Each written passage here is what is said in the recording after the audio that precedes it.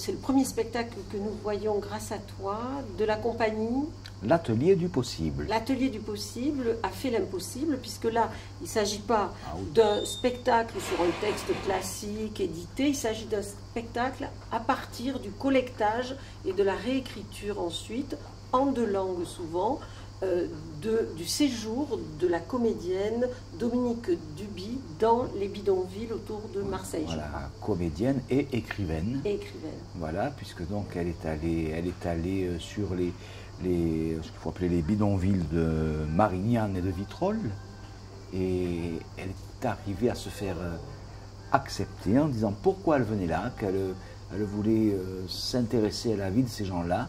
Et elle est arrivée à entrer et à vivre avec eux.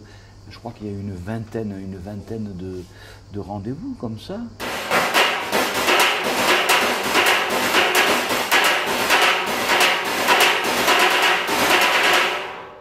L'idée au départ du metteur en scène, de Bernard Colmé, le metteur en scène de l'Atelier Possible, c'est justement d'avoir eu ce souci d'avoir le spectacle en deux langues simultanément. C'est-à-dire que le texte est en français, mais il a eu cette élégance, je crois que le terme est juste, d'avoir une traductrice en roumain qui est là, et pour que les spectateurs de ces bidonvilles, ces Roms, qui viennent voir le spectacle, puissent suivre le spectacle aussi. Ça paraît élémentaire, mais en même temps, c'est une très belle élégance. Et c'est ça qui est magique, parce que dans la salle, il y a des festivaliers, du Festival Off, puisqu'il est dans le catalogue, comme les autres, et il y a des Roms, et ça c'est extraordinaire, et la traduction n'est jamais lourde, car c'est une comédienne qui fait voilà, la traduction. Donc voilà, ce qui fait que je pense que on est à la juste rencontre entre le besoin de témoigner, ce qui est un théâtre,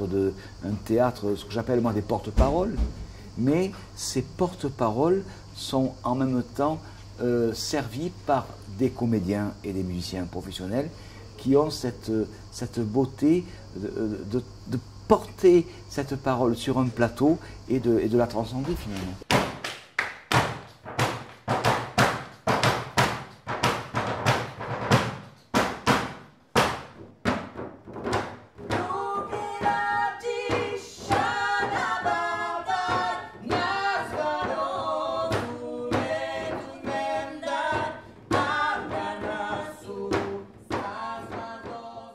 Et alors c'est important parce qu'à un moment donné, dans le texte, on dit « pas de mémoire pour nous, pas de mémoire de notre passage, pas d'écrit, pas d'agenda ».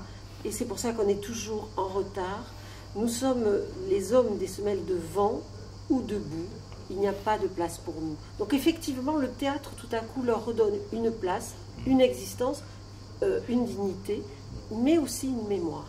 C'est important, ça? Je pense qu'effectivement, le théâtre doit être le haut-parleur et de la beauté et des misères du monde. La voix des sans-voix. Oui, donc voilà, tout simplement. Mais il y a la part artistique, parce que c'est toujours... Et je renvoie toujours à mon ami qui me poursuit, Jean-Louis Jourdain, qui dit « le théâtre, c'est fait pour danser sur le malheur ». Et c'est pour ça qu'il y a une danseuse dans ce spectacle-là. Magnifique. Hein, qui est magnifique. Et je pense qu'effectivement, c'est mettre en résonance toute cette désespérance qu'il y a dans la vie de ces gens-là et avoir la politesse d'en faire un spectacle.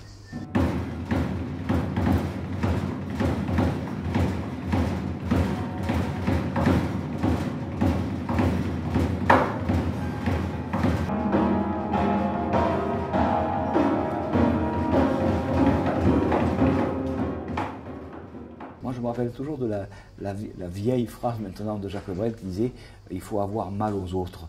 Et peut-être que le théâtre, avec ça, il illustre magnifiquement, c'est avoir mal aux autres. Et en même temps, on a du bonheur. Et en même temps, avoir du bonheur. Parce qu'on partage, parce que c'est vrai, voilà.